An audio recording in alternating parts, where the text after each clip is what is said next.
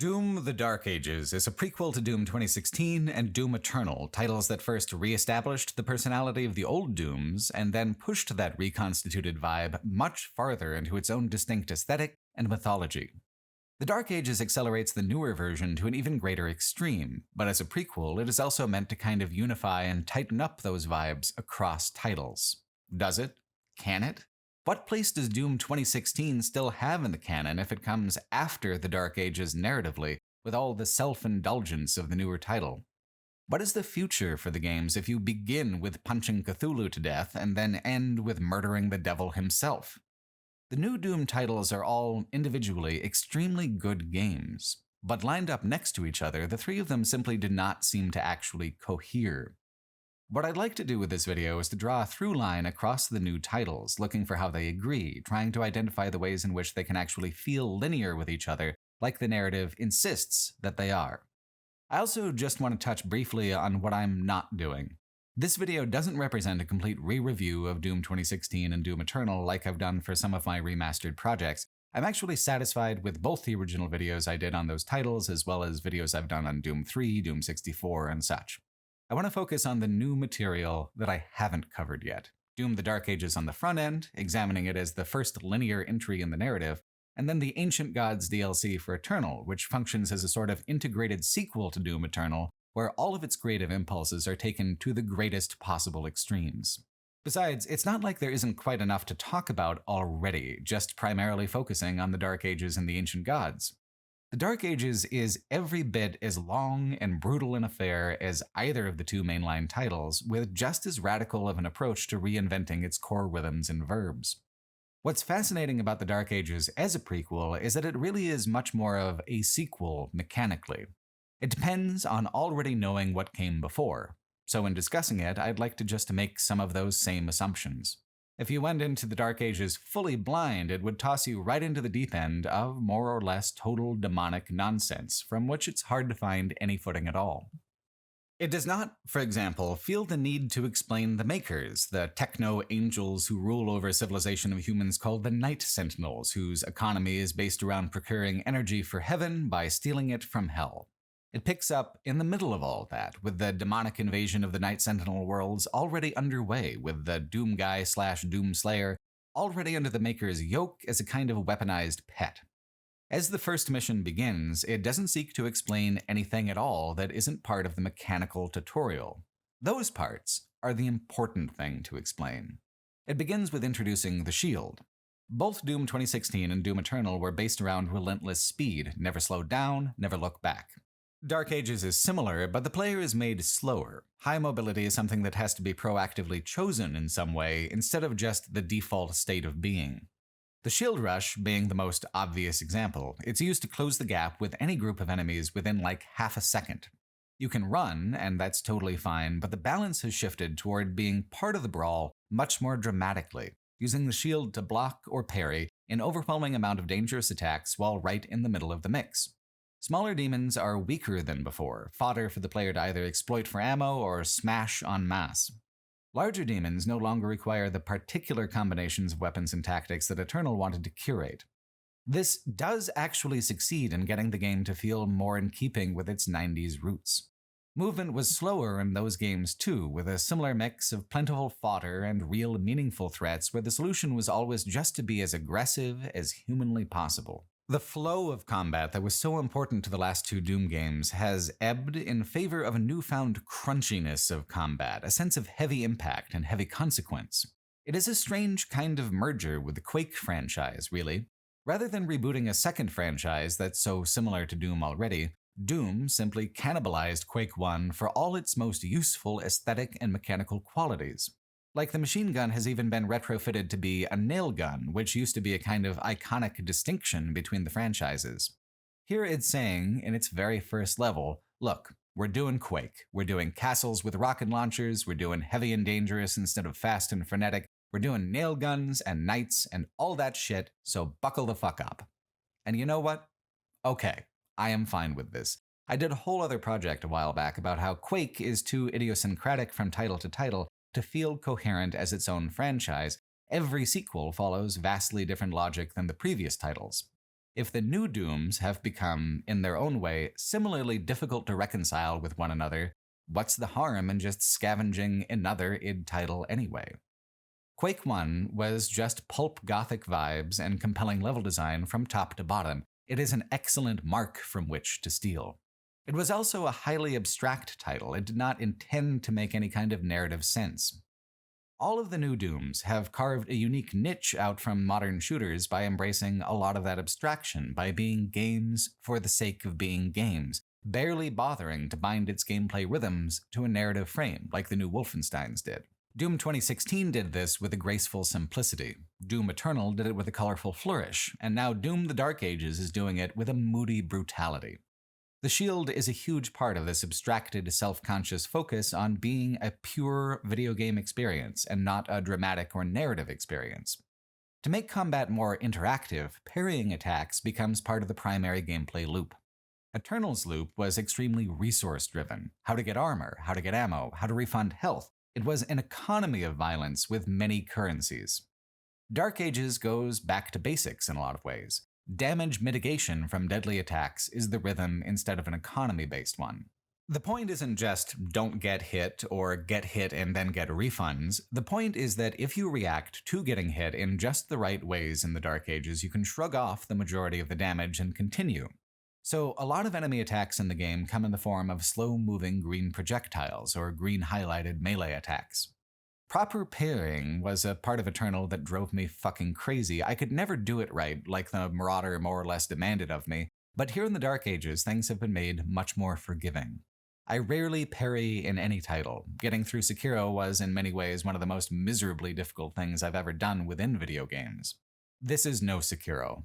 Dark Ages wants you to participate in the rhythm even if you're not doing it perfectly. In fact, the parry window is independently adjustable through the custom difficulty settings. I had it set to the baseline normal difficulty, and it felt, a lot of the time, like it was being extremely kind and generous to me, which allowed me, a player who doesn't do these things very well, to actually have fun. It was not a constant source of friction for me, but instead a reflexive part of the interactivity as was intended. Visually, this means that the gameplay is a constant flux of information and opportunities. Enemies requiring a shield parry, enemies requiring a shield toss where the saw blades do damage and shatter metal shields, slower moving projectiles that arrive on the same kind of time schedule as the attacks in Doom 1 and 2 or Doom 64 did. The shield does not require a player to play defensively. It requires them instead to play reactively, in a more instinctual way than Eternal's weapon enemy hard counters. Stealing from Quake and its heavy metal gothic aesthetic allows a brutal absurdism to prop up and support the gameplay, allowing it to become casually abstract enough that it doesn't feel silly to be batting away glowing green orbs all the damn time. It is a very distinct rhythm from its immediate predecessors, but it's a rhythm that wonderfully evokes some of the rhythms and symbology of its even older predecessors, a resonance that has been the goal of the new Dooms ever since Doom 2016 came out, with the older Doom levels hidden within it as fragments. The problems come, as they did with Doom Eternal, when the game tries to have it both ways, to be an abstract mechanical experience, but also to have a lore codex full of demonic nonsense thick enough to rival Diablo's. I just don't get the impulse. Part of what made Quake so weird and special was its unwillingness to explain anything. The Dark Ages is, by contrast, quite excited to provide some kind of background on basically everything. But none of the explanations amount to very much. Lo, did the fortress of Navel-Gaze long stand over the plains of Pains, resisting attacks from the nation of Evildick until the surprise betrayal by the alliance of Blastholes, who make their home across the sea.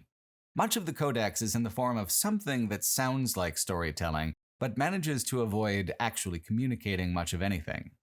What seems to matter is the cast: King Novik, leader of the Night Sentinels, his daughter, the mysterious Commander Thera, Azrak, Prince of Hell, his helper, the Witch. They're all fighting over an artifact called the Heart of Argent, something with the power of a faraway dimension. For all the noise and pomp of the plot, not a lot actually happens. It has extremely poor connections with the games on either side of it in the timeline.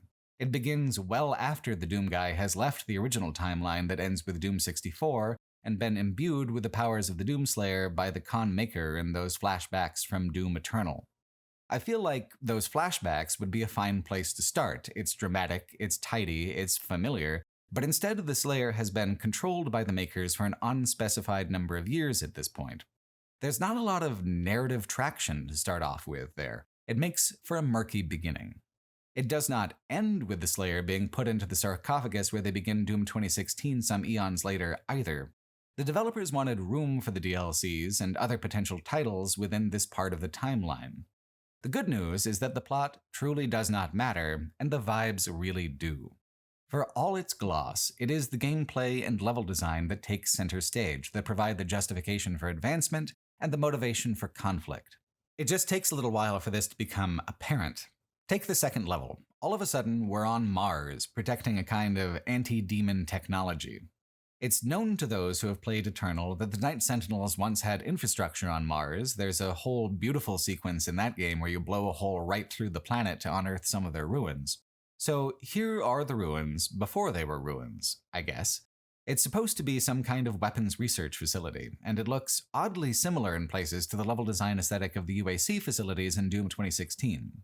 Does this mean anything? Is it saying that the UAC is doing some kind of divine recurrent stuff with their labs and those demons? Or is it just fun without really meaning anything at all? It honestly could go either way. If the game is trying to create a deliberate resonance, it is slight and haphazard. If it isn't trying to create any kind of resonance, then the similarity is just because this is a classic Doom vibe, and the Dark Ages wants to deliver on classic Doom tropes, like Martian research facilities, regardless of whether or not the previous level took place primarily in medieval courtyards. Fun is the point. It is not meant to be thought about too closely, which is tricky for someone who makes a living doing video essays. This level also introduces mech brawling. You command one of those titanic battle mechs that sometimes loomed broken over the battlefield in Eternal. You punch giant, skyscraper-sized demons in the jaw over and over until they break. This doesn't require a lot of thought either, but hot damn is it ever fun. Dodging instead of parrying is integrated into this simple combat loop, and it's done in a way that's very straightforward and very easy. The sequences are just big, campy brawls with loud and heavy impacts full of blood and metal. What plot matters compared to the base fantasy, the sensation of being utterly unstoppable? The anti-demon shield breaks, but no one ever brings it up again, so I guess it's not ultimately that big of a deal, right? If this was a game driven by a narrative, this side trip to Mars would mean something. It would come up again. It would connect somehow to the significance of Mars in other games. But what is actually significant is simply that Mars is in the other games. It is a matter of brand identity. So here we are, as briefly as possible, so we can drop it like a hot rock and get back to doing Quake instead. Not that anyone would really mistake the mechanical experience for Quake. As many changes were made to the rhythm of combat, the overall flow of it is still exactly what was established in Doom 2016. Melee blows are slightly more important and plentiful than back with the chainsaw, but the function is still the same. You refill your ammo pool by getting up close and personal for a moment. In Doom 2016 and Eternal, chainsaw ammo use was variable depending on the demon. Here, it is just 1 per hit, with bonuses for a combo of 3 hits. Melee is no longer the instant kill it once was, at least until you get the mace they give you towards the end of the game, which then reconfigures the ammo pool so it can only be swung once in the same 3-tick refill period. Dark Ages doesn't want the player to think of it as a backup anymore. They want the player to be using melee all the time as a kind of flourish in combat. Because most weapons are pretty much equally effective on most enemies much of the time, combat truly is driven by vibes more than Eternal, whose combat loops were famously rather prescriptive. You hit demons with your gauntlet, or the flail, or the mace because it feels right in the moment, and combat is pulled into close distances so that it feels right pretty much constantly. If you're doing it as often as it's feasible, ammunition for your ranged weapons will pretty much never be an issue, which kind of excises most of Eternal's scarcity-driven combat economy. Doom 2016 and Eternal also gave huge tactical preference to glory kills, making them deeply important to the rise and fall of player health. Dark Ages still incorporates them in the same structural way, but they are no longer as highlighted in both the gameplay and the aesthetics. They're critically important for restoring lost health, as they always have been, but instead of flashing at you, they just create a purple highlight on the enemy, and then the kill animation is not quite so indulgent as it used to be. I'm of two minds about this. On the one hand, it does seem to keep the combat flow moving a little better, preventing staccato moments where you weren't doing something directly interactive. On the other hand, those glory kills were such an important piece of those games' overall personality. They were so wonderfully, gleefully over the top. They helped with creating an atmosphere that was ultimately more joyful than murderous, though murder was the source of the joy for sure. Dark Ages, I suppose, wants an atmosphere that's slightly more oppressive, and creates this change, ironically, by being slightly less gory than it used to be. More somber, more monotone, a relentless slog of violence and not a fireworks show with pops of delightful color. All these changes are to the texture and mood of the game, not the actual structure of combat. It is still a motivation loop that awards aggression above all things. It is still a system whereby all negative things can be refunded with positive things if the player is participating in the proper flow of combat, a flow where the correct response to being close to death is to fight harder instead of to retreat. It is a system that is designed with laser precision to build an incredible amount of tension into every moment of combat. It's why people love playing on mostly the harder difficulties of the new Doom games. Even if down to your last tick of health, you aren't out, you are still dangerous and still capable of turning things completely around on the smallest of margins. Hard games aren't that fun when having difficulty with them and struggling is punished, like in instant fail stealth sections of other games. Hard games are a thrill and a delight when struggling is, instead, rewarded, where living on that razor's edge between success and failure is exactly where the player should be. The drama of this sort of thing is in not knowing if you'll succeed or fail, and then experiencing the joy of pulling through the win anyway. Too easy, and success is a certainty that bleeds engagement. Too hard, and failure is a certainty that erodes motivation. The adjustable difficulties, more customizable than ever before, are meant to help each player find where that danger line is for themselves and pin the game at that particular intersection. When a player fails along a thin margin, like intended, there is a lingering sensation that it is, in fact, totally winnable if they just come back and push a little harder. The crunchiness of combat, the ultra-violent spectacle of the animations, the pumping music, all of that combines to make pushing harder feel better, to put the player in exactly the headspace they need to be in to embody the Doomslayer. You don't fear the demons. Demons fear you. And to make a player actually feel that way about it, the combat loop needs a reinforcement system that demonstrates, time and time again, that there is only ever one way to go, and that way is forward into danger with blood in your mouth and fire in your hands. Of course, it would be exhausting to maintain that level of danger and demand that level of concentration every minute of the game. For pacing purposes, the new Dooms have always also integrated an exploratory element, hunting secrets for little prizes. In Doom 2016, these secrets were secrets indeed in most cases. Playing on my own, with no guide across a couple playthroughs, I never really found more than half. Using a guide to satiate my curiosity and finish out my experience with Doom 2016, I was left wondering, in many cases, how the hell I was ever supposed to piece some of these together on my own. Secrets in the original Dooms were similar, they were actually secretive. It was rarely something that was expected of the player to engage with, and instead provided sudden windfalls for the attentive, curious, or lucky. Doom Eternal began to change that, making secrets an important and intended part of progression, reducing their obtuseness, and ramping up the kinds of rewards that they provided. I did not need any kind of guide for Eternal. The Dark Ages continues that trend, marking them on the map if you're anywhere remotely near them, which is something that required buying a player ability in the past two games. Here, it's standard, because the vast majority of player upgrade currencies are hidden behind these secrets. Hidden is a very strong word, though, for what they are. Pretty much all the optional exploratory pathways are marked as secrets, and with maybe 3 exceptions, they are all made quite obvious by looking at the map. I really love the breaks between combat sections, where trying to find all the little optional paths and tucked away materials provides a welcome and necessary interlude. As a player, you are still being rewarded very quickly and being given a sense of advancement and accomplishment, but it gives nerves and reflexes a little moment to recover before the next enormous arena brawl. What the Dark Ages does that's genuinely different is that it offers some very enormous maps where the order of main objectives is completely freeform. Both Eternal and Doom 2016 were largely linear. Even in maps with distinct districts, those districts were usually unlocked in a particular order that couldn't really be influenced much by player choice. There are plenty of maps in the Dark Ages that still function that way, sometimes even in dialogue with the maps that aren't. Take Siege Parts 1 and 2, for instance. Siege 1 starts out with a slightly meandering non-combat section where you go through a Sentinel's stronghold while they prepare for the upcoming demonic assault. It establishes a mood of optimism and strength. Then the big fortress doors open, and out you go onto a battlefield that is absolutely enormous. This map took me nearly 2 hours to complete. It shocked me how fucking big it was, compared to anything the previous 2 games offered up.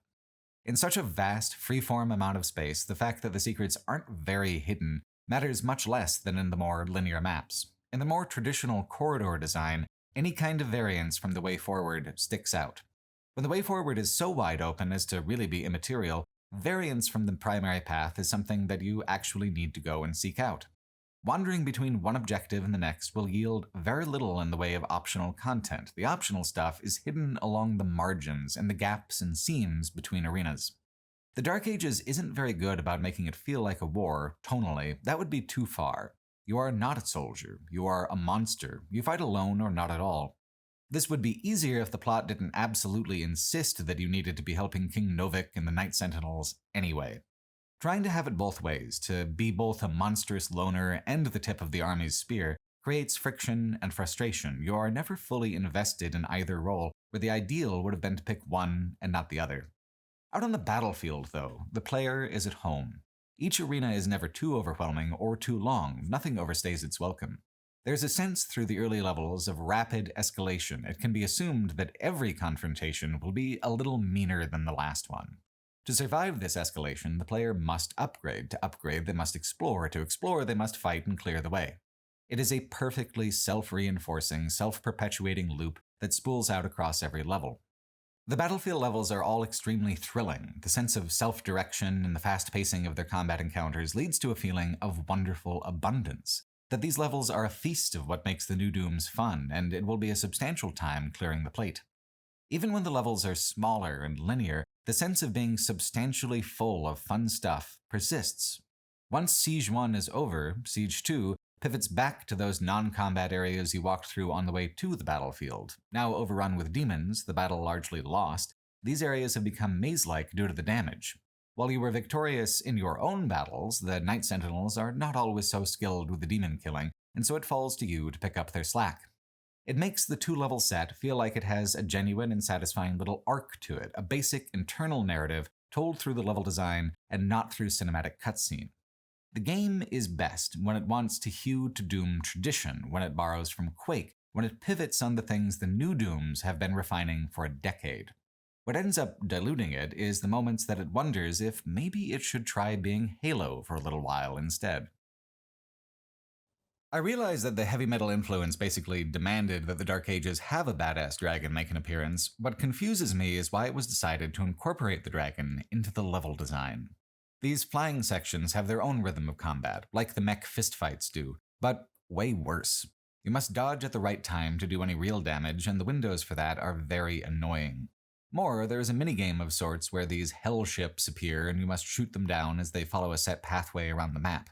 Sometimes they disappear instead of looping, and you only really have one chance unless you reload the checkpoint. They award a very minimal amount of gold if you do shoot them down. On the other hand, if you shoot down several to satisfy one of the many level challenges in the game, you get a nice little payout.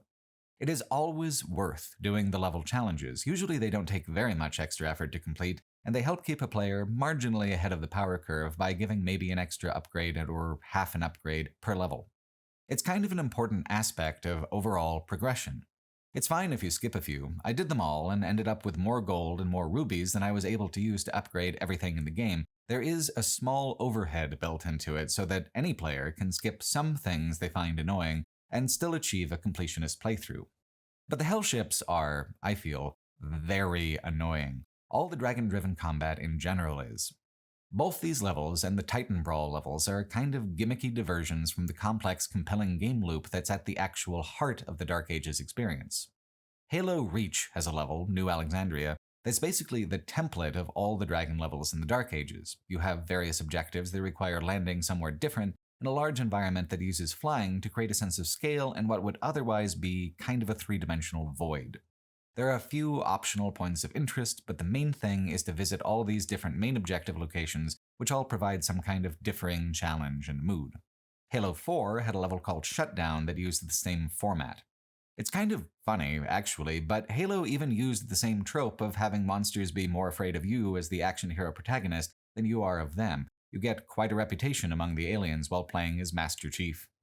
The Doom reboot took that trope to places so gory and violent that the Halo games would never, but in terms of who wore it first, Doom isn't the one who gets the prize. My sense was that because of that overlap, the Doom games wouldn't go rooting around in that franchise for other things to adapt, borrow, or steal, but in the case of the Dragon missions, I'm very much wrong. This is a familiar structure, just not familiar to id shooters particularly, or 90s shooters more broadly. Throw in the occasional turret sequence, and it feels sometimes like having satisfied its craving to adapt the 90s, it's now adapting the mid-2000s and all of its impulses towards adding value with vehicle sequences and novelty gimmicks. I want to preface this by saying that no part of Doom the Dark Ages is ever remotely as bad as Duke Nukem Forever, but it is notable that part of what made Duke Nukem Forever so unbearably obnoxious to play is how gimmick seeped into every pore of it, as a form of feature creep over its many compounded iterations. Why not drive an RC car around a casino for half an hour? Why not make dozens of random objects pointlessly interactive? Get out there and have fun, you who have already paid $60, or in the new Doom's case, $70, or $100. The price point is, to put it mildly, unfriendly. But that's life in 2025, I guess. My wife and I are rental home hunting, and according to tracked stats, rents have gone up by about $700 a month in the past 2 years in Seattle on a lot of these places, a fact which impacts how many games of this sort a person is able to afford at all. Games at this price point and this level of production, therefore, always want to at least feel like a good value proposition. I just don't know if mid-2000s vehicle sequences are the way to create that sense of value. Paradoxically, I think it suggests a certain cheapness instead, scraping the bottom of the ideas barrel to try to pack a few more hours into the experience. It works in the Halo games because the protagonist there is everything that the Doom guy is not. He is a soldier. He does fight alongside NPCs. Mixed vehicle sequences have been part of the franchise from the very beginning and not an added novelty. While the two franchises share a similar vibe and similar helmets, it does neither any favors to try to cannibalize the other. It would not feel great for Master Chief to become an absolute sociopathic monster the way Doom Guy is. It would diminish the visceral thrill of being the Doomslayer to be a soldier, part of an organization, and an army the way Master Chief is. The Night Sentinels are an element that detract from what makes the Doomslayer special. At least with Quake, most people don't even remember the game well enough, or at all, to realize when Doom is stealing, and even if it is recognizable, families often borrow from each other anyway. The dragon sequences are different. They are clearly not a Doom trope and not a Doom structure, so when they feel familiar, it begs the question of where a player has seen them before. In their defense, I suppose, the optional landing pads are always kind of fun. There is usually a good puzzle or a particularly fun and clever combat challenge behind them. It makes the secrets feel more secretive to be separated so far from the main path. Like they've been ever since Doom 2 and its barrels of fun level, the Doom games can be extremely playful and charming with how they craft encounters. Not just brutal, not just aggressive, but genuinely humorous in how they blend enemies and objects to create challenges. The Dark Ages has a lot of that humor in the level design and encounters design. It's a strength far greater than anything a gussied-up vehicle sequence can muster, no matter how big of a badass scar they give the dragon. As an example of that humor and effect, not only do you free Cthulhu from an ancient prison and then later beat him in a fistfight, in between those two events he also eats you and you spend an entire level attempting to give him indigestion so that he vomits you up again. It is an absolutely absurd, cartoonish creative choice, and I adore it completely. Gears of War did it too, of course, but I think this is even funnier than the city-swallowing worm in that game because it's the digestive tract of somebody famous. It's like a conversation you'd either have in middle school or like 8 tequila shots deep. Who would win in a fight? Cthulhu or Doom Guy? Who would kick whose ass? How bad? Pretty bad, right?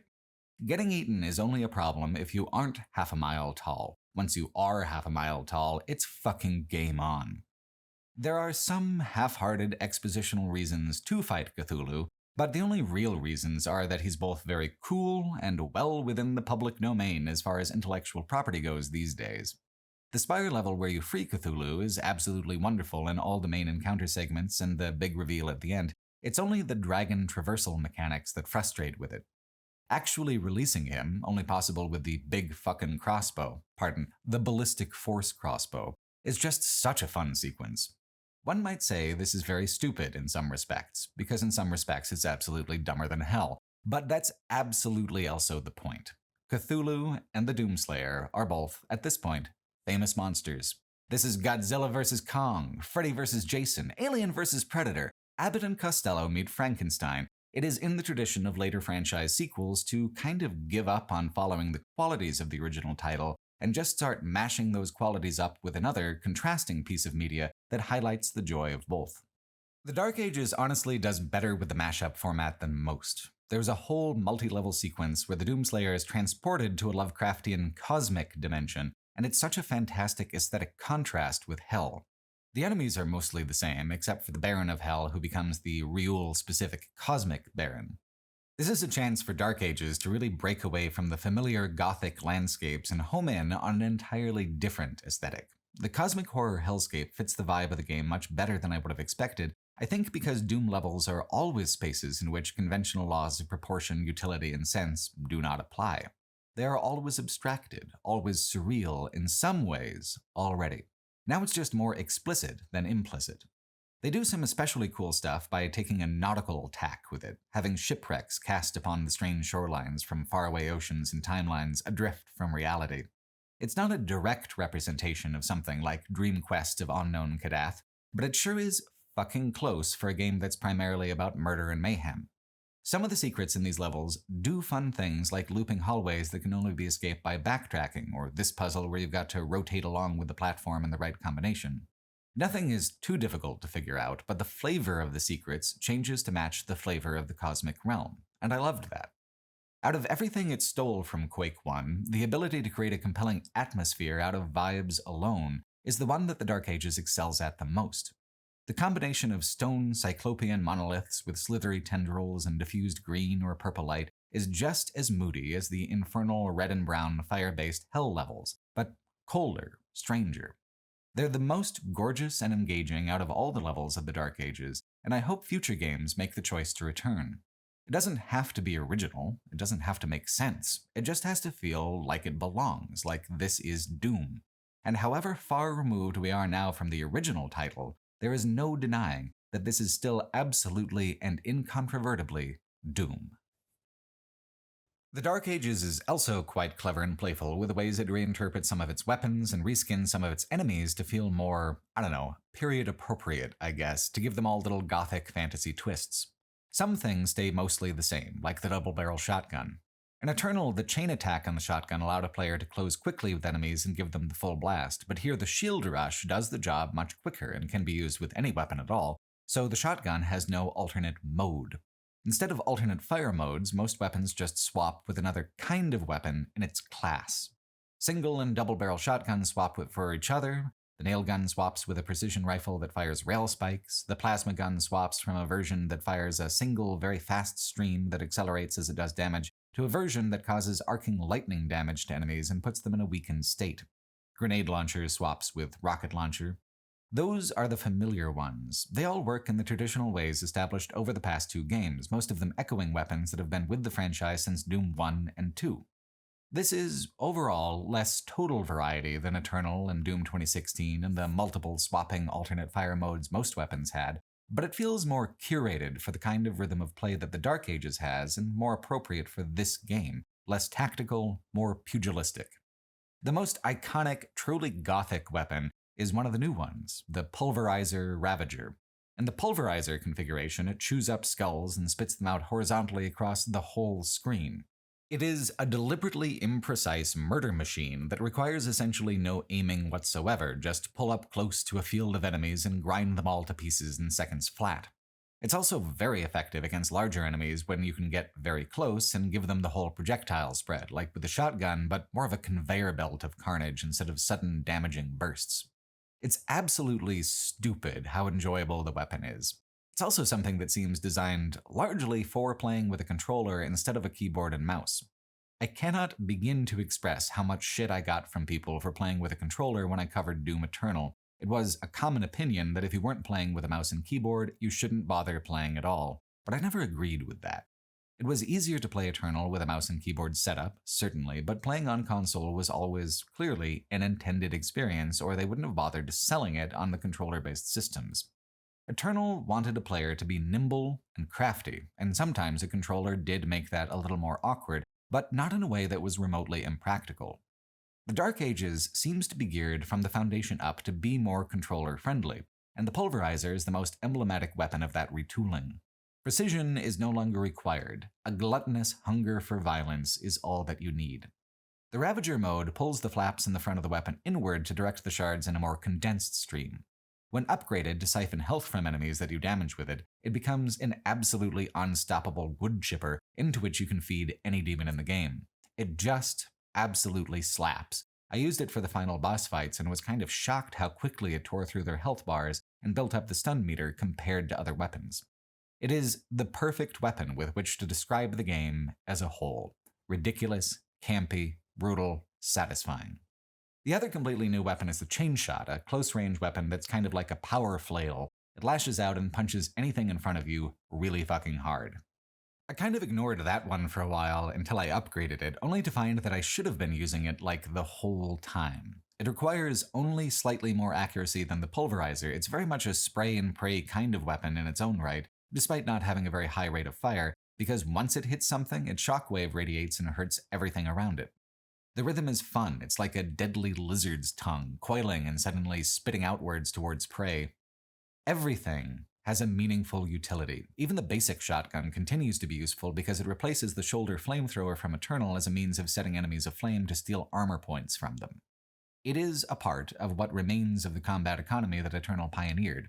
It's just that, in the new scheme of things, for the Dark Ages, you don't always need the armor, you don't often need ammo, you don't even really need to aim much of the time. If the lore sometimes feels like Diablo, the rate at which you kill monsters now kind of feels that way too, leaping into a grouping of monsters only to annihilate them pretty much instantaneously. So many of the weapons are room clearers. Even the nail gun creates an effect that will cause massive splash damage if you use a shield on an enemy after having pincushion enough nails into them. For their part, the demons in the Dark Ages are also designed for up close more than far away. Most range attacks are slow in some ways so that they can be parried. Not every attack can be parried, but at least one in a chain can typically be reflected back if you just wait for the green light to go. Familiar melee enemies like the Hell Knights attack faster and harder than before, but only because they are also meant to be parried. Doing so successfully causes them to falter, and if they can be put on the wrong footing for just a couple of seconds, they can be quickly put down in those intervals.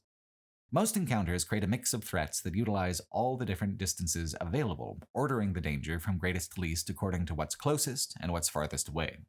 The most distant threats will typically always be the least pressing. The middle ground has a chance to overwhelm and confuse a person, and anything that gets up close is there because it is deeply threatening. The medieval flavor adds to this. It just makes visual sense for pulpy, dark fantasy demons to attack in ways that are slower and more magic-driven than before. Like the Revenant. Instead of skeletons with jetpacks and rocket launchers, they are more like what their name suggests, floating ghost wizards that attack with magic skull projectiles. Mancubi are pretty much the same, except they get a big field attack where one part of the field is parryable, prompting a player to kind of shimmy back and forth while engaging with them. Overall, Dark Ages is a game that has the same kind of pattern recognition demands as Eternal did, but in a way that's more immediately legible. It is better at communicating its battlefield to the player than Eternal was, better at making its demands understood. The Dark Ages is a prequel in the way it goes back to the pure fundamentals. The ripping, the tearing, until it is done.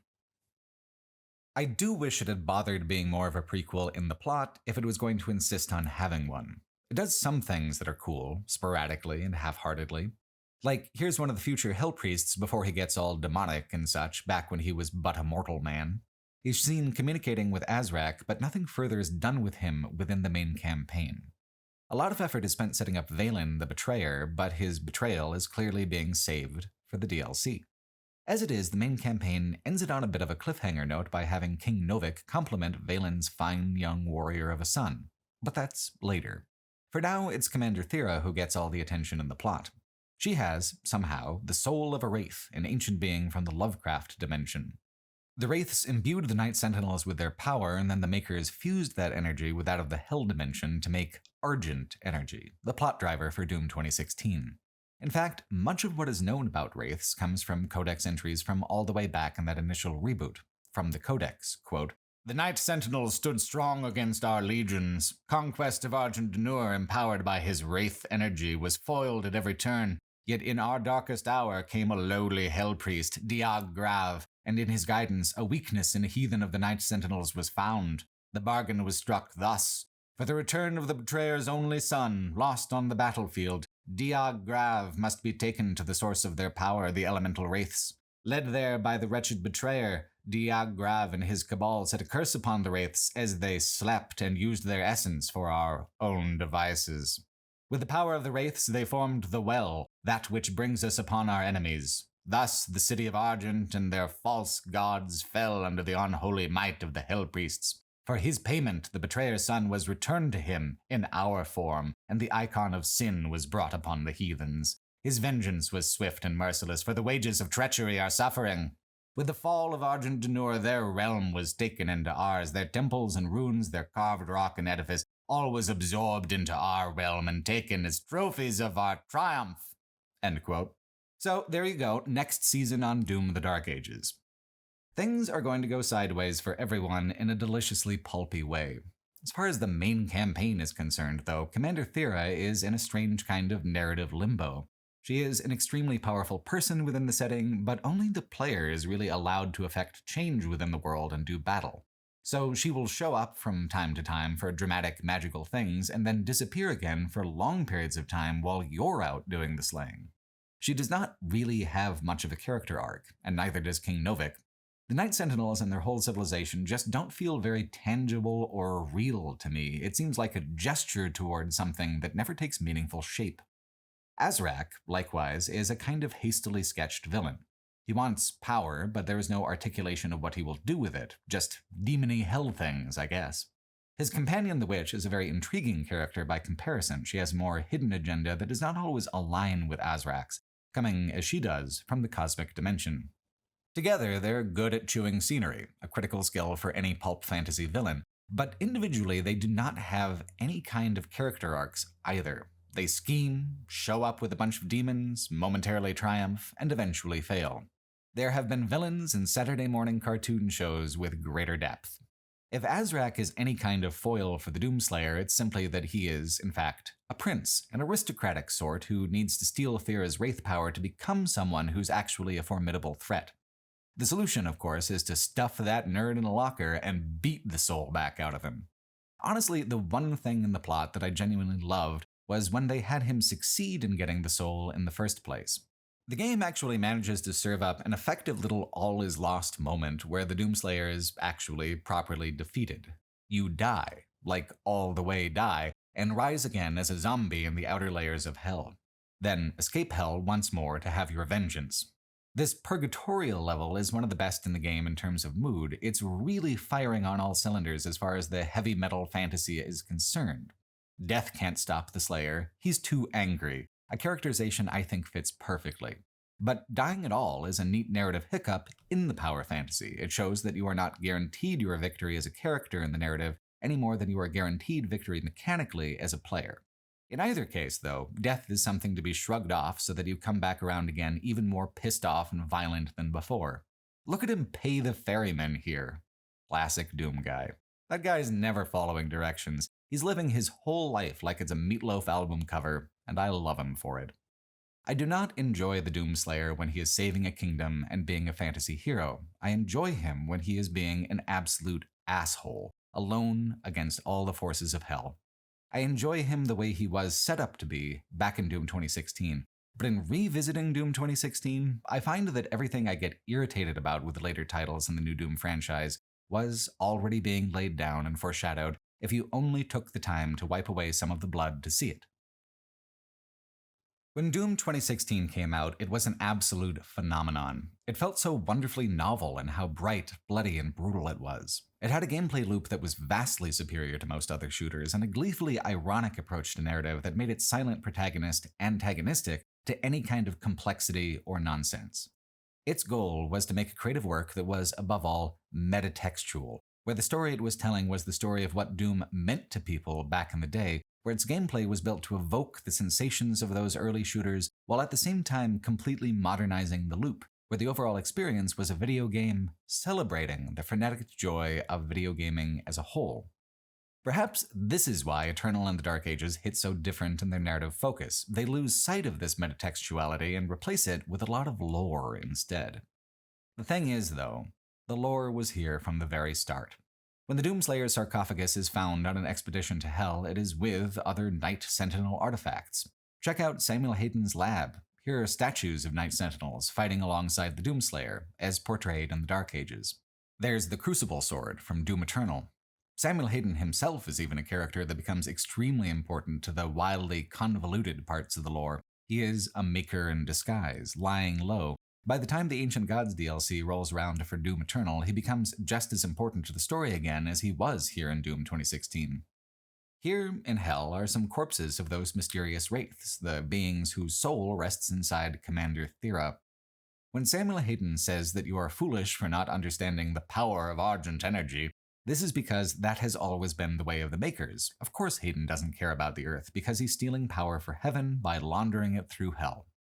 The way the Doomslayer rejects Hayden's commands and rages at his callousness is so extremely appealing in its silent simplicity. It conveys so much with so little to have him respond to a series of delicate removal instructions to just kick the fucking thing until it breaks. When you go to war with Heaven, in addition to your war on Hell and Doom Eternal, it actually is effectively foreshadowed in these scenes. When I first played the game, I found the cutscenes, and Hayden's dialogue particularly, to be pointless and a little distracting. I did not want it to have all this vamping about Argent this and Argent that. I guess I've never really stopped feeling that way about it, but I have changed the way I try to rationalize and understand the purpose of all of this stuff. It is largely nonsense. But it is extremely cumulative nonsense. It builds on itself and escalates from its own elements in a way that is more consistent than I've really given it credit for. The Wraiths, the Makers, the Diag, Hell Priests, it's all here, tucked within codex entries and hinted at with campy dialogue, painted into the background instead of the foreground where the ripping and tearing takes place. So perhaps the Martian armory in Dark Ages looking like some of these UAC labs is indeed intentional. They were both guided by Maker technology, both set to the purpose of protecting the flow of Argent energy in their own way. Doom 2016, if considered in the linear narrative order where it actually is the middle game of the experience, fits in so much better than it seems like it might at first glance. If Doom 2016's gameplay is a little slower and a little less complicated than Dark Ages or Eternal, this can kind of be rationalized by considering the guy was entombed in hell for untold aeons. He needs a few good massacres to really wind up and wake up. If you take the plot literally at its word and consider it as part of a larger story, then this is an interlude that does make sense, a jump in the timeline that sets you down the path that leads to the final battle and the end of all demonkind. If you take it as metatextual allegory, though, it stands out as separate because the other games do not perform allegory in the same way. When the Doom guy is woken from his slumber, it is nothing to do with the Night Sentinels, it is because he has been slumbering since the end of the 1990s. Doom 3, as a horror game more than it is an action game, is kind of disqualified. Although there are elements of it that still fit in kinda perfectly, there are tablets in that game that tell of a Doomslayer in ancient times buried under the Martian surface. There are many dimensions in this world. Perhaps Doom 3 is simply an alternate one. Point being, however, that it was a game deliberately unlike its predecessors. Doom 3 did not try to recapture their spirit of abstraction. It tried to present a more grounded, immersive experience. By 2016, it had been a long time without the spirit of those early corridor shooters, the meanness, the aggression, the vibe. The spirit of the 90s is what rose up out of that coffin. The Doomslayer's resistance to the story beats presented to him was a rejection of the structure of modern shooters, of cinematic cutscene-driven storytelling. The Dark Ages actually embraces that structure in many ways, and so does Eternal in parts. No matter how many plot elements it sets up in these cutscenes, it is hard to reconcile two games which do their storytelling campily but unironically with this one, which is, to be frank, making fun of them for being that way. Considering it as a middle title, the relative straightforwardness of the combat compared to the Dark Ages does make for a disconcerting shift. It makes it feel more obvious how, as good as the expanded loop is, it has been primarily expanded with gimmicks. Good gimmicks, mind you, but all the pairing stuff could be removed, all the shield stuff, most of the melee stuff, and the reason you know it can be removed is that Doom 2016 is equally as exciting and equally bloodthirsty without them. It just doesn't really have fodder demons quite the same way. Every demon is dangerous. Every kill has to be deliberate. There's so much less of the instant kill, instant gratification aspect that drove encounter design in the Dark Ages. Overall, Doom 2016 seems more careful and considered in how it approaches its encounters. It was pioneering a rhythm, so it didn't want to include a single discordant note. The Dark Ages just kept piling on more and more, making everything bigger, faster, meaner, more chaotic, more interactive. Doom 2016 is just all about that baseline rhythm and flow. The purity of it is still incredibly engaging. It is a creative work that has absolute confidence in its vision and pursues that vision to a tidy, reasonable conclusion. The soundtrack is also considerably better than the one in the Dark Ages. Mick Gordon did not return for the newest game, and his absence can be felt. He was one of the artists on the earlier projects who really understood what the game could be and how to get it there. While the Dark Ages still pivots on its willingness to completely forego any kind of naturalism or immersion and just be a video game like they were back in the day, it sometimes feels uncertain about precisely what kind of video game it wants to be with its many novelty modes and constant color-coded reaction prompts. Doom 2016 is still, I think, probably the best of them. It's not that everything that was added on top of the formula it pioneered is bad. On the contrary, much of what's done to ramp up interactivity makes Eternal and the Dark Ages feel excitingly cruel and hectic compared to the initial offering. What's missing is that sense of perfect balance. Doom 2016 doesn't have anything that isn't strictly necessary. In the gameplay, anyway. It's hard to resist the impulse of adding everything that can possibly be added to a thing, but when you do that, you get Doom Eternal. Doom 2016's creative mandate to reinvent and reinterpret Doom 1 and 2 specifically led to a much sharper result, even in the artwork.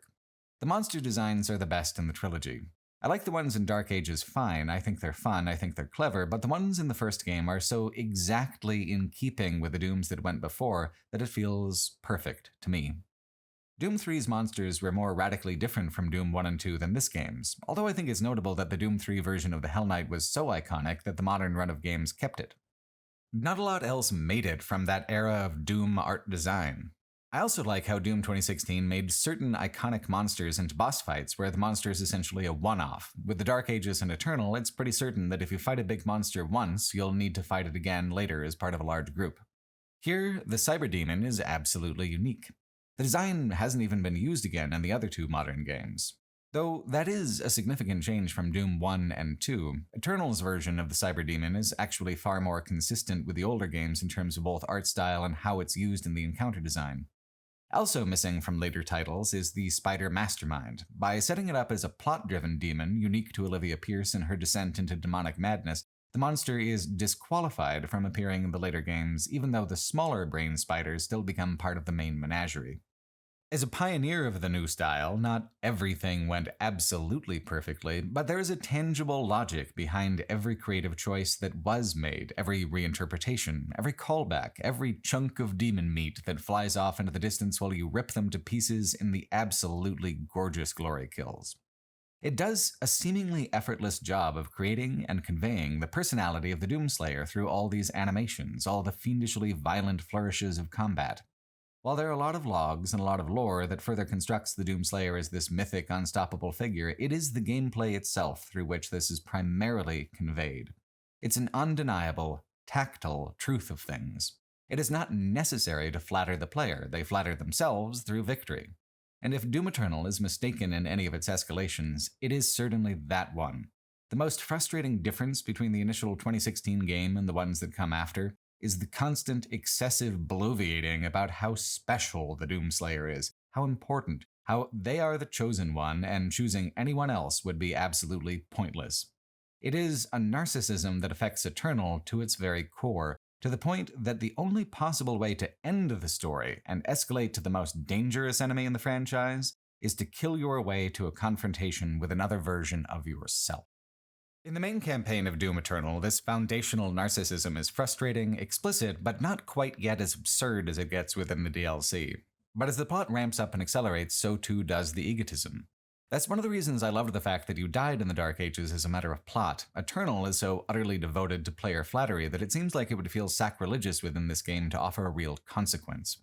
There's a flashback within Doom Eternal where the Doomslayer has actual dialogue, and what he does with it is to quote the Doom comic with its iconic line, "You're huge. That means you must have huge guts. Rip and tear." This is certainly metatextual, but not in the way Doom 2016 was. That was an emotional, cultural metatextuality. This is a referential, mimetic approach. The awkward thing is to pair this self-parody with a completely self-serious approach to lore. Consider this other flashback, the one I wished would have kicked off the Dark Ages. In it, Samuel Hayden as his maker self places the Doom guy into the divinity machine that transforms him into the Doom Slayer. If the game wanted to be self-consciously absurd, it is way funnier for him to remain just a guy, to have nothing divine or special or foreseen or foretold about him, to just have a guy whose one and only consuming emotion is what Harrison Ford conveyed when he growled, "Get off my plane," at the end of Air Force One. Yet, here we have it, the divinity machine. What might not have been special before is now the most special, the most mythic, someone who is actively constructed as inherently better and stronger than everyone else. The game can be so frustrating with this navel-gazing, but there are certainly times when the swagger is appropriate and works wonderfully. The best example is one of my favorite set pieces in the new Dooms, the BFG level. You need to get to the Martian ruins the Night Sentinels left behind, but they are buried deep under the crust of the Martian surface. That's not a problem for you because you're just going to do what you always do and shoot your way out of it, even if you have to shoot a whole fucking planet this time. So you blow a giant hole in Mars and then shoot yourself down into it. Done and done. It is so ironically, hilariously pragmatic, a characterization that successfully threads the needle between parody and fantasy. Seen as a linear progression from the Dark Ages, this is without a doubt the same character that blew the ferryman's head off when he shakingly asked for his coins. When confronted with any kind of problem, the Doomslayer is all, "Yeah, whatever." It's just endearing as fuck. If the Marine from Doom 3 had behaved this way, he'd have wrapped up his shit in an hour. And it's a characterization that does go well with the way Eternal constructs heaven to be equally as corrupt and complicit in human suffering as hell, even architecturally. Like here at the top of Hell's tallest spire, all the technology is indistinguishable from that of the Makers. The secret lurking at the heart of this cosmology is that everyone is terrible, and all a human can do is try not to get crushed and compacted and have their soul torn apart. Being pissed about that is motivation enough for all manner of slaying. Like how Dark Ages saved the best of its plot for the DLC, the main campaign of Eternal goes out of its way to set up the conflict to come. The reason the Conmaker has reigned over the heaven of Urdak for so long is that the soul of the Father, the creator of the Makers, is missing. Samuel Hayden took it. You know him as Vega, the AI companion who helps you so cheerfully with opening locked doors. This diminished echo of the Father of Creation only realizes who he is late into the campaign in a blink and you'll miss it moment. Nothing is done with the plot thread until the Ancient Gods really gets rolling. But there's still the Conmaker, so you do get that boss fight right now, at least.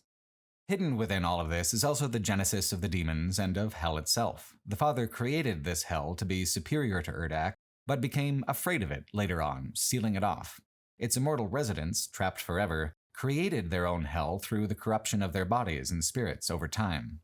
Davoth plays the role of the devil, the ruler of hell, who was appointed by the Father back when the realm was just called Jakad.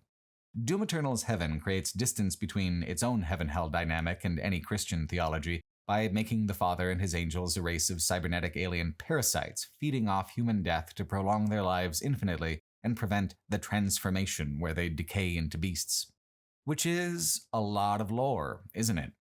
The Doomslayer would never sit down and listen to all that exposition, so he doesn't, but you as the player sure are expected to. The codex situation in Eternal is really out of control compared to the other two games. If you read the codexes as they come along and find them all, it considerably detracts from the pacing of the game. And if you sit there reading them all at once, it's overwhelming. The study guide for a test the game will never make you take. There's good stuff in there, but like many things in Eternal, it is the maximum amount of what can be crammed into the game, throwing off the balance that mattered so much to Doom 2016's design ethos. Even the Dark Ages dialed back the number of codex entries into something that did not impact the flow of play at all. The lore is consistent between them, more so than Doom 2016 because the vibe of the lore in Eternal is more or less identical to the tone of the Dark Ages, but the presentation is different. Eternal storytelling is built off the idea that the player has not been paying attention to the Night Sentinel concept and that they need to be explained. An early mission has you going to a former city of the Night Sentinels, strewn with the debris of the war that they lost back in the era of the prequel. In Doom Eternal, Argent D'Nur is this fallen fantasy kingdom, complete with castles and ghosts. In Doom 2016, Argent D'Nur was a fragment of that civilization that had been consumed by hell and made part of the hellscape.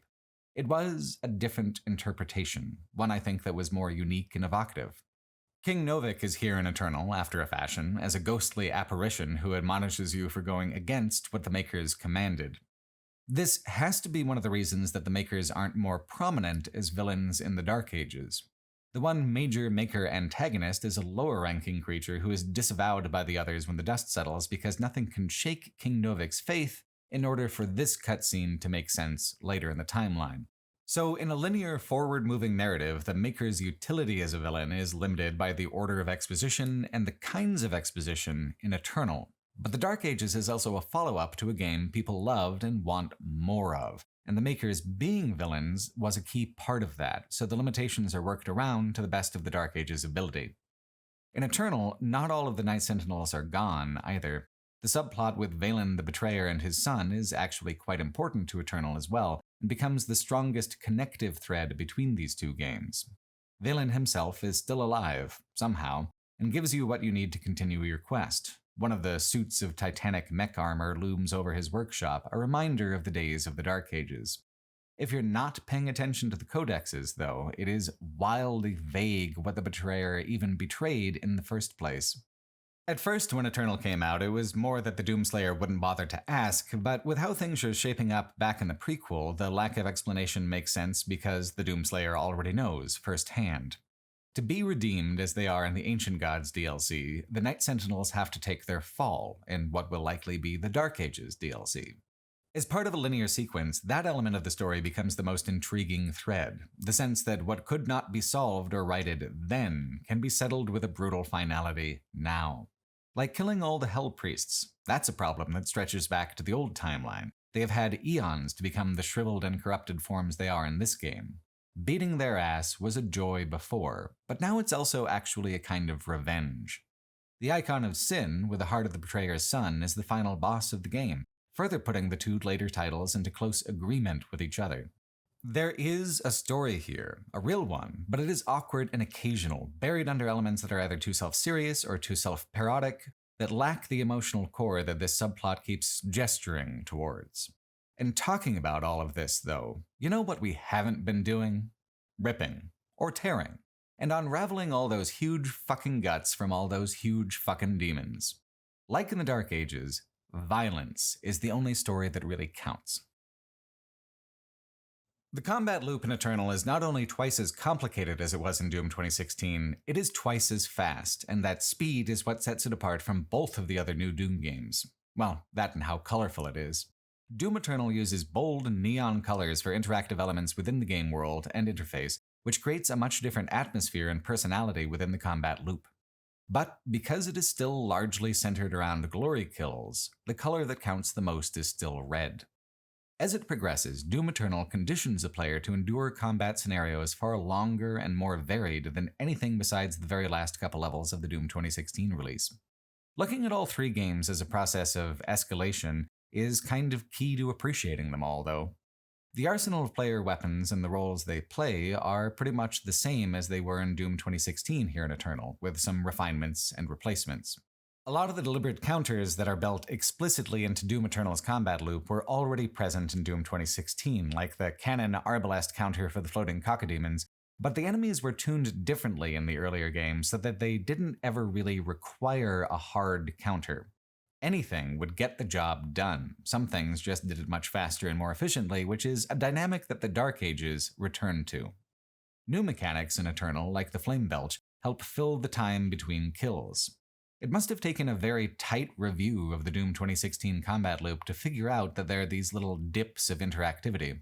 The dips are maybe 1 to 3 seconds long, hardly anything in the grand scheme of things, but Doom Eternal's loop insists that a player fill those gaps with some kind of alternate input, like grenades or the flamethrower or dashing.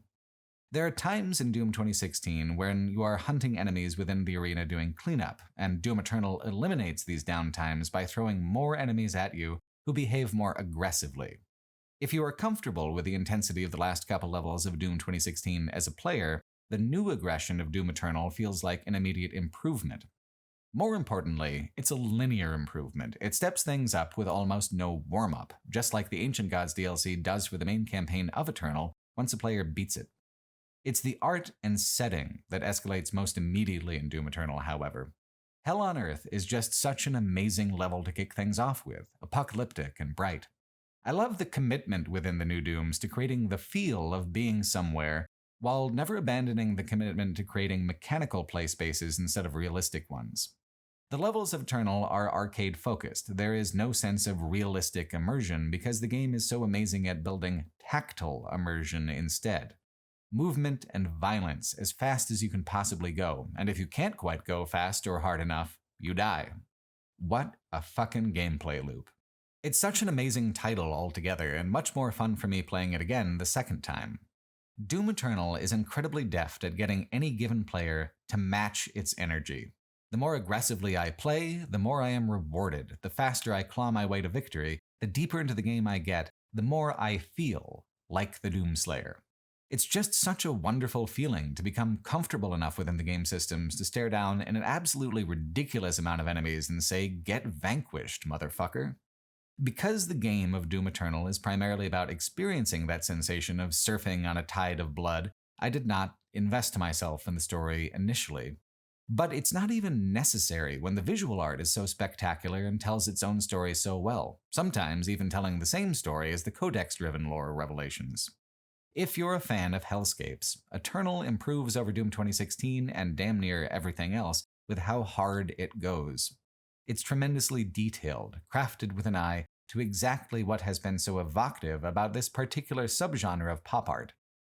Hell here is exactly what hell conjures up as a word: fire and demons and the skeletal ruins of forgotten buildings. It takes things about as far as they can go. Or at least I thought so. But the Ancient Gods is far harder than Eternal, or Doom 2016, or the Dark Ages. It is also far more ridiculous. But like beating Cthulhu in a fistfight, it's the absurdities that I couldn't predict that delighted me the most. The Ancient Gods DLC for Doom Eternal is one of the last things I expected out of such an astonishingly successful game. A definitive ending. The Ancient Gods is an essential part of the new Doom experience, so critical that the original release feels sparse without it. It completes the mythic, preposterous story that began in the 2016 reboot as the Doom guy broke free from his rune-emblazoned sarcophagus, and now ends by stuffing him back into one. This is the campaign where the plot elements and gameplay both transcend being merely ridiculous to become paragons of excess. In a way, it feels like things were leading here all along. There are certain images and ideas that were in the margins of Doom 2016 that don't pay off until the Ancient Gods DLC. I already thought the gunplay in Eternal was about as tough as you could get. I already thought the setting was as self-consciously pulpy and cheesy as it was possible to be. What wasn't apparent to me on my earlier playthroughs was that, in terms of total cumulative absurdism, all these things could be pushed so much farther. Taken together, both Ancient Gods DLCs take about 12 hours to complete. A little less than the length of either of the main games, true, but by the standards of most traditional linear FPS campaigns, 12 hours is a full-ass game. Ancient Gods doesn't feel like an expansion campaign or post-release content. Taken together, the DLCs feel like an entirely separate sequel, a fourth title in the new Doom trilogy. It takes all the narrative elements I struggled to resolve in the earlier titles and completes them, reframes them, creating a true climax. It escalates everything from the combat intensity to the imagery to the basic production values and pushes them far beyond restraint or sense, a mythic mashup and intensification of everything good and everything irritating that the new Dooms had to offer. And it begins right away. No waiting, no hesitation. The first mission of the Ancient Gods is kind of simple from a lore and visual design perspective, with reason. It wants to establish early that it doesn't need fancy set dressing to kick your ass. It allows a small amount of warm-up time, but really no more than 10 or 15 minutes worth of encounters. During this introductory period, it ramps up the encounter length and intensity to match that of Eternal's late game, and then scales it up further with more monsters, tougher groupings, and tighter arenas. Playing the DLCs with the main campaign back-to-back feels pretty seamless that way. It continues directly to create entirely new plateaus of difficulty and build up to lengthier, more complex boss fights. As much as Doom 2016 is perhaps the better game in terms of design, it would be impossible to go back to it from this level of intensity and still experience the same level of challenge. The Dark Ages does not even get this intense in its climactic levels. This is a mood and rhythm of combat that isn't really meant for general audiences. This is for the real enthusiasts who swore a pact to rip and tear until it is done, and baby, we ain't done yet. This DLC tosses two Marauders at you at the exact same time, not even half an hour into the experience. It's so willfully, remarkably mean, pushing you to be even meaner and nastier in response to even have a hope of survival. According to Steam achievements, 10.7% of players have finished The Ancient Gods Part 1, and only 8.4% have slain their way to the grand finale in Ancient Gods Part 2. Comparatively, 32.6% made it to the end of the main campaign. For DLC, that's not bad. It's still strange, though, that so few have completed it, considering the importance and finality of the Ancient Gods plot, the quality of its artwork, the fact that it is by pretty much all metrics better than the main game, and more than half as big. I barely hear the Ancient Gods talked about at all. As far as the discourse is concerned, it just kind of slipped under everyone's radar, and now the Dark Ages is sucking up all the attention. Which is a shame. Because the Ancient Gods even manages to find the time to give the Doomslayer the revenge on Samuel Hayden that he had been seeking since the elevator ride at the beginning of Doom 2016. I didn't think I would enjoy Samuel Hayden was a sinister robot angel all along as a plot beat as much as I did, but it really ties the whole damn thing together. Your first major objective in the Ancient Gods is to traverse a floating research platform out in the middle of the ocean to get to the gooey center of what they're researching, a lifeless maker body, the corpse of a being called the Seraphim. Turns out it's just waiting for old Samuel Hayden to return to it at last. Fantastically, the Doom 2016 dynamic continues as the Doomslayer leaves without even listening to Hayden's full monologue. Hayden is such a classic, high-ham villain that he continues monologuing to himself after the Doomslayer leaves, and this is believable because the guy genuinely actually sucks that much. For a while, it has been suggested that he is doing the work of the Makers, following Father's orders.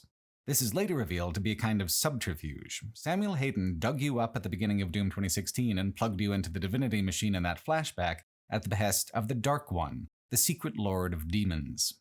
Samuel Hayden, the smug angel robot bastard, thinks he knows exactly what he is doing, that he is playing you for a fool and restoring heaven. He is not. And what a delight it is to see him fail.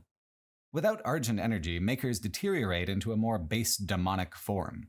So not only does heaven steal the souls of the suffering for its own benefit, part of that benefit is maintaining the illusion that they are better than the demons in any way at all. In the end, they're all monsters. Some just delude themselves into believing differently. The Seraphim's only hope of preventing that transformation is to restore the Father to physical form with his soul orb, which you have to retrieve from a special holy graveyard in a space between the realms. This leads to one of my favorite cutscenes in the franchise. A special combat ritual called the Trial of Malagog has to be performed, and then a truly gigantic demon lifts you up from the higher steps of hell to that strange little patch of neutral ground, beyond the reach of any demon but this old titan.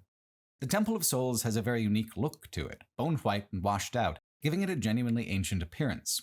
It looks like something more connected to the Wraiths in the cosmic realm than heaven or hell, which creates additional connective resonance with the Dark Ages. The Seraphim is absolutely quivering with anticipation. I love the toothy little excitement they put on his face as he urges you to take the Father's soul sphere. But the Doomslayer never was very good at following Hayden's directions, was he? He crushes it. He destroys the legacy of the Makers. He condemns Hayden to degradation and dissolution. I mean, he actually finally doomed someone. That's how you know you're getting near the ultimate climax. Instead, the Doomslayer takes the Dark Lord's soul orb so he can give his enemy physical form, and once in physical form, the Doomslayer can at last take care of business with his shotgun. There are sometimes extra steps, but the moral of these games is that no problem is too big that it can't be solved with 2 barrels of buckshot. Note that although this is all absurd, it is no longer that narcissistic. It is no longer waxing on and on about how awesome the Doomslayer is. It's just giving the Slayer room to do his thing and demonstrate those qualities instead of insisting on them. The Ancient Gods has a colorful, outlandish vision for itself, but it's a clearer vision that it's had since Doom 2016. In trying to create the most extreme version of itself, it has outpaced some of what held it back before. Of course, not every escalation is a step in the right direction. The DLC's interpretation of hell is particularly vivid to me, because if you ask me personally, platforming in this game is hell indeed. The ocean facility level that started things out was well chosen because the UAC levels are always kind of straightforward. The blood swamps that pool in hell below the Temple of Souls are anything but. There was a small but obnoxious amount of platforming to be done in the main campaign. It was slippery and often awkward, but it was not something the game ever asked you to do for very long. As part of the process of escalation, this is no longer the case. The blood swamps wants to make you sweat. Every encounter with the demons requires not only more concentration, but considerably more endurance than ever before. This is well beyond the encounter balance in the main campaign, even at the very end, and this is just level 2 of 6 across the whole Ancient Gods experience. Most of these levels take around 2 hours, and not just because they are huge and sprawling compared to the main campaign, but also because every time a demon appears, they just don't stop appearing for at least 5 minutes, sometimes more like 10. There are still intervals of exploration for much-needed downtime, but the ratio has vastly shifted towards combat. Most every nook and cranny is just more killing and greater opposition. It's design that wants to actually break a player, to wear down their nerves and fry their reaction times and make them feel the weight of hell bearing down on them. This is also opposed to the self-aggrandizing tone it took with the Doomslayer previously. This feels like a battle you are not meant to win, and that makes it all the more thrilling. It takes the same approach with navigation, requiring more patience, more endurance, becoming much more finicky and punishing. And this did nearly break me. Platforming was completely eliminated as a traversal mechanic in the Dark Ages. You can still jump around, but if there's any criticism they seem to have taken to heart, it's that platforming was just a step too far in the wrong direction. It's never as bad as it is in the Blood Swamps, but the trend also continues in the Return to Urdak. It starts you off in a strange artificial forest, and you know damn well you're going to be leaping from tree to tree like a 2-ton monkey. At least, you're doing it somewhere more scenic this time. This Return to Urdak sees it already overcome with fleshy corruption. Everything that glimmered is now tarnished with gore. It's part of what makes the Ancient Gods feel more like a sequel than a DLC. It loops around on its own ending, long after the consequences have had time to settle in. The Father is still here, right where you plugged him in, unable to see outside of his tiny, fragmented existence and ignorant of how you've already forsaken him. It's a slightly melancholy irony, seeing him reduced this way. The soul orb you did take with you can only be used at the Luminarium, deep inside the heart of Urdak. Standing in your way is the Seraphim. His corruption bursts out of him, giving him qualities reminiscent of many of the demons you've become so proficient at killing. Then the boss fight begins, settling the score between you after 2 games of dancing around your mutual loathing. The fight itself is very much in keeping with the new Dooms and their gameplay over immersion format. The arena is filled with environmental dangers that require, you guessed it, light platforming to navigate without taking considerable extra damage.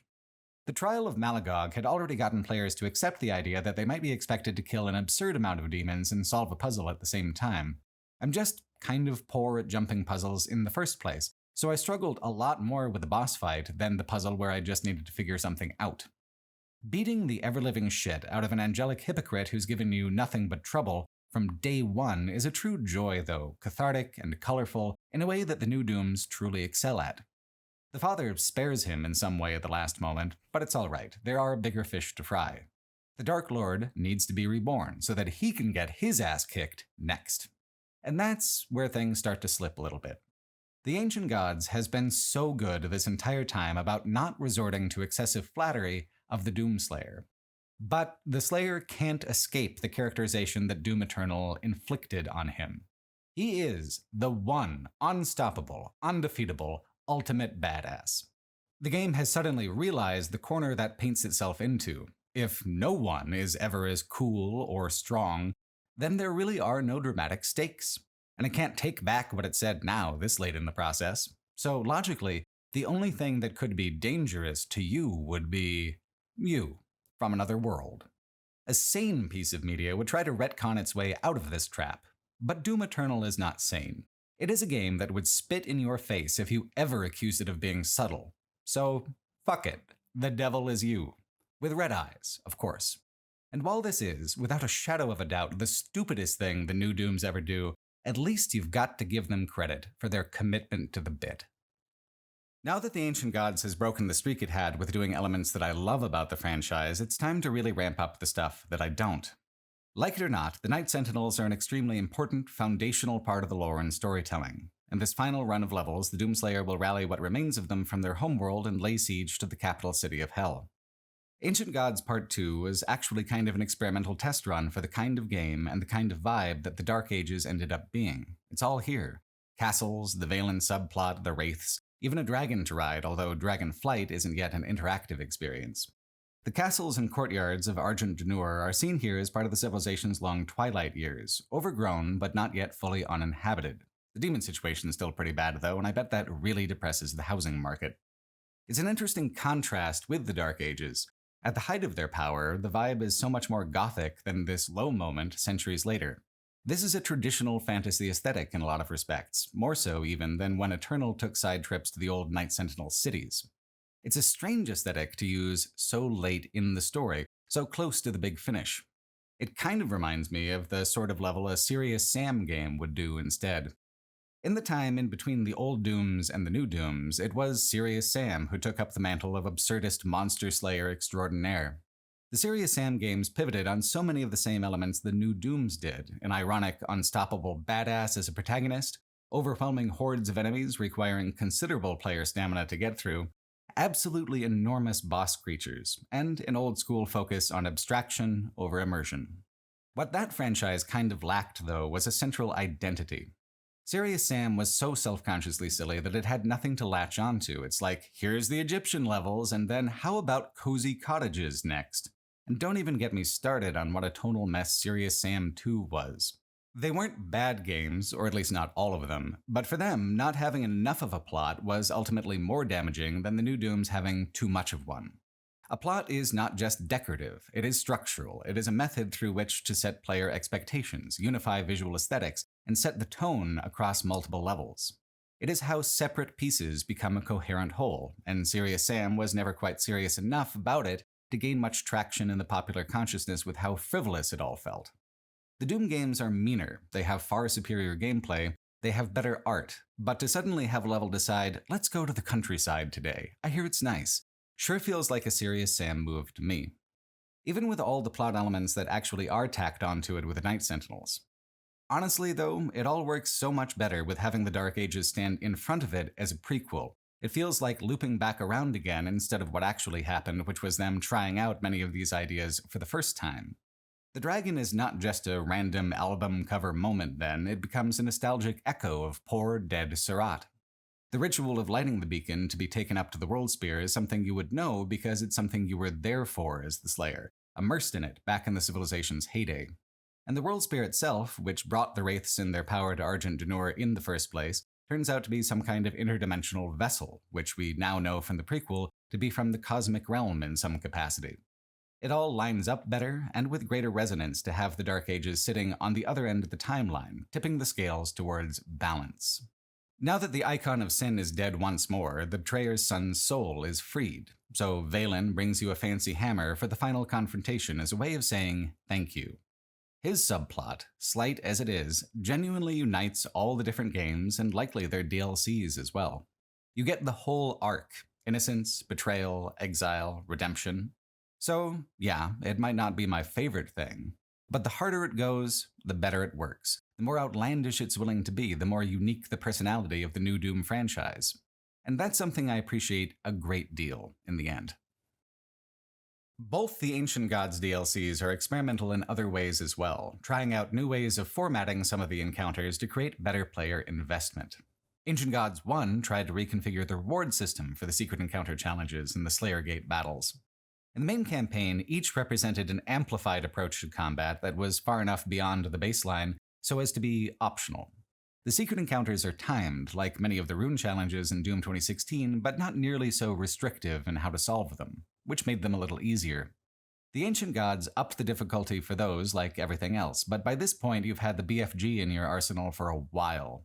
When you absolutely, positively have to kill everything on your screen in less than 30 seconds, no matter how large, the BFG is the exact tool for that, and the tool works well. Completing the secret encounters now rewards a cosmetic. For whatever reason, probably to try and foster engagement with the multiplayer and arena mode crowd for the later hours of their playtime, Doom Eternal has a leveling system that unlocks extra collectibles like skins for weapons and armor. The extra prizes are pretty fun, but the ones unlockable within the game world, like the classic marine suit in the main campaign, always felt better for being actively earned. Receiving armor skins is a surprisingly powerful motivator. Even if I don't use them, I like having the option at least. My animal brain seems to think it's valuable somehow, and the animal brain is the one the new Dooms communicate the best with anyway. The prizes given by the Slayer Gates have always been more tangible than that. In the main campaign, they were upgrade point bonanzas, but all your weapons are already upgraded within the DLC. Instead, now, it gives a powerful combat bonus called a support rune, which helps the player survive the intensity of the encounters with abilities like being able to recover an extra life after it's triggered by swiftly revenging yourself on the demon that killed you. Earlier in the main campaign, Slayer Gates were so much more difficult than the basic encounters that they would introduce harder monsters much earlier into the game than the standard progression. Ancient Gods doesn't have too much that's new to introduce, so it just dials up the volume even more. Slayer Gate fights have always been exhausting, and now they are much more so, though to be playing at this intensity is extremely engaging. It's a genuinely adrenaline-fueled experience. If your sense of danger doesn't crackle with electricity, there is no way to keep up with what's being demanded of you. The Ancient Gods Part 2 decided to smash both of these approaches together. Armed with Valen's hammer, you now complete escalation encounters to upgrade it. One round gets you the upgrade, but then you can double down for the Slayer Gate-style round 2 for the cosmetic upgrade. Getting both prizes at the same time is a nice little enticement. This is the true end of the games, after all, might as well compensate you accordingly. You'll never have to fight harder anywhere else in the whole series. Well, maybe the arena mode for Eternal, but even then, it's pretty much an equivalent difficulty, at least. As far as the campaign is concerned, this is peak. What's such an interesting contrast is that although this is the peak of violence for the new Dooms, the two penultimate levels are the most scenic out of any of them, including the forests of the Dark Ages. Check out the Reclaimed Earth level. It's post-apocalyptic, but verdantly so. It's an Earth that's healing from the demonic invasion you stopped in the main campaign. It's back on now, of course, but there was a good little run there where it became clear what it is, exactly, that you fought for, besides the pure and selfish thrill of violence. There are stakes, actually, and you did make a difference. Who knew? The little mall with shops is reminiscent of the first level of Eternal's campaign. It is a familiar echo, but the fact that it's pleasant to be in for once makes it feel entirely novel. Both Argent D'Nur and Earth are shown as still being healthy, still capable of bouncing back. When you kill the Dark Lord, all the demons outside Hell instantly die. That's right, we're doing the head vampire trope. But why not? As they say, into every generation a Slayer is born. So these levels are the calm before the storm, setting the scene, making clear the stakes. With heaven and hell both defeated, the Slayer will no longer be needed, so better make it count and go out with a bang. The final battle with Hell actually demonstrates how to do a level that feels like a real war better than anything the Dark Ages did, which is odd because this was clearly the prototype. The difference, I think, is linearity. In the massive, sprawling battlefield missions of the Dark Ages, there was no telling what direction a player would come from, so there was no point in setting up distant set-piece NPC battles because it was just as likely a player would miss it as see it. Controlling the angle of approach controls how the visuals are framed. It allows more drama and dynamism than the wide-open, player-driven approach. A player will rarely be the best cinematographer in the world. It's not really their job, and especially not if there's a million demons trying to kill them at the same time. You've got to give a player a little nudge in the right direction and set them up to succeed if you want them to see the right thing at the right time. The Amora level is great that way, but it also introduces itself in just the right way as well. As much as I can't stand the Night Sentinels, as much as I think Red-Eye Doom Guy is an absolutely dog-shit villain, The cutscene where the war between them fully reaches its peak, eons in the making, really is spectacular. This is true pulp, peak pulp. This is heavy metal nonsense cranked up to its natural 11.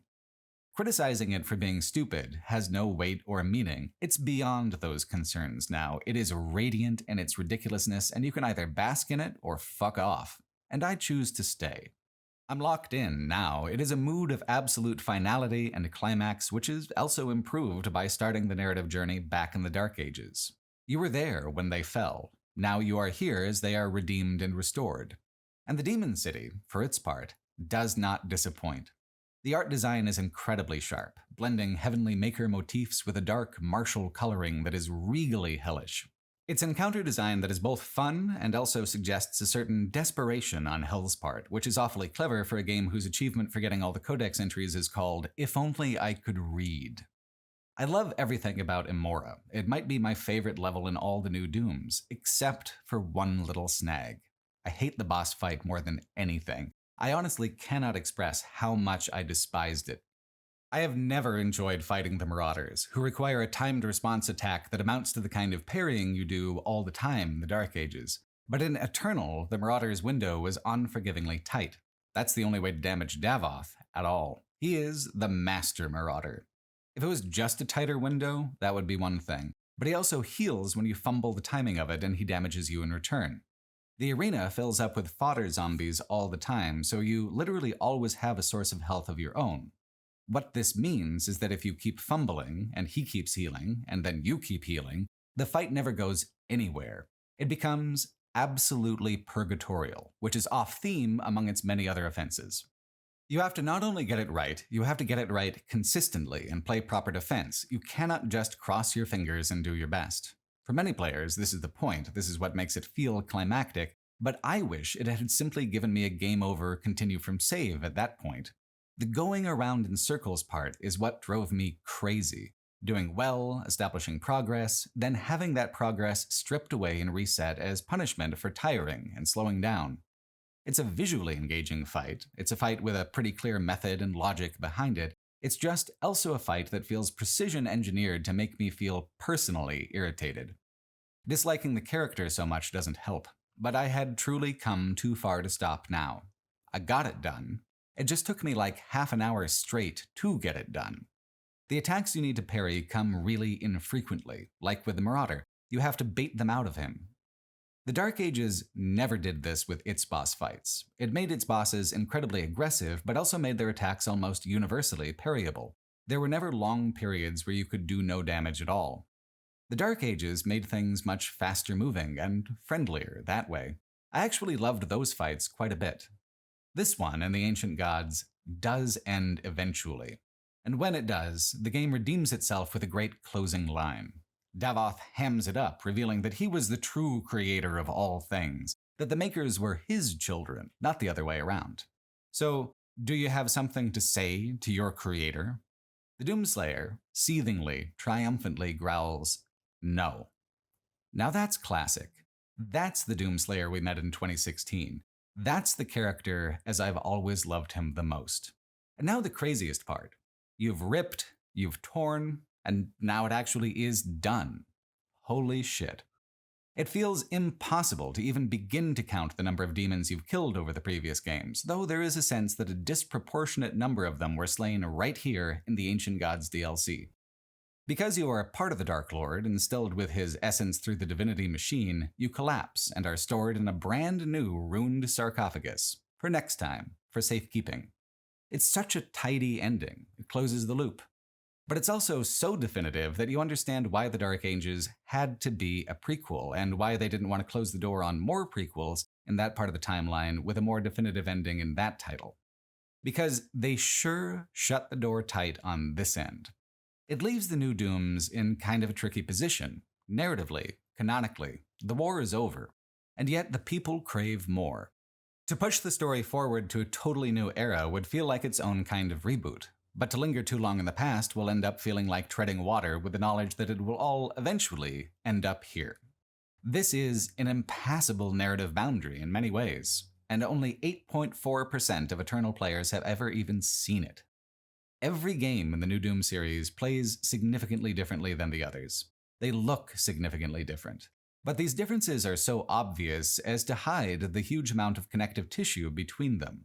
These are games who, as experientially different as they can be, are still tonally consistent with lore, consistent with plot and subplot. They begin somewhere definitively and end somewhere definitively, even if there are some murky in-between spaces. Most of all, they are united in their bloodlust and their absurdity. The details change, but they all know exactly the kind of game they want to be. They all know precisely how to accomplish that. The Dark Ages is brutal. Doom 2016 is sharp. Eternal is demanding. The Ancient Gods is cruel. But they are all excellent. They are all breathlessly exciting. And if you ask me, I think they all fucking slay. Thanks for watching.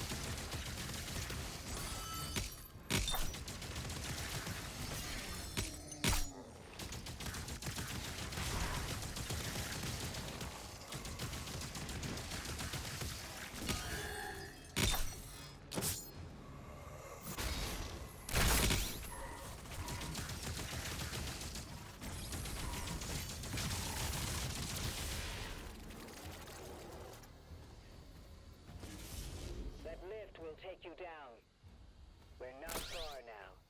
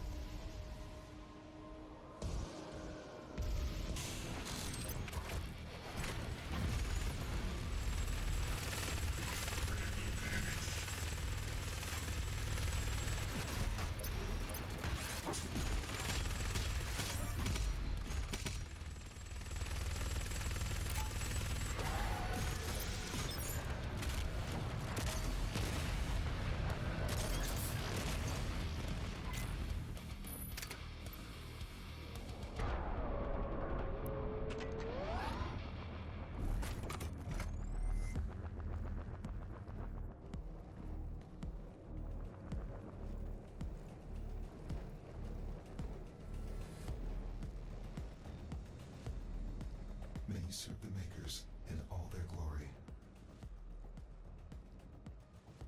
Scans indicate that hundreds of warriors have died trying to do this, just to meet the Father.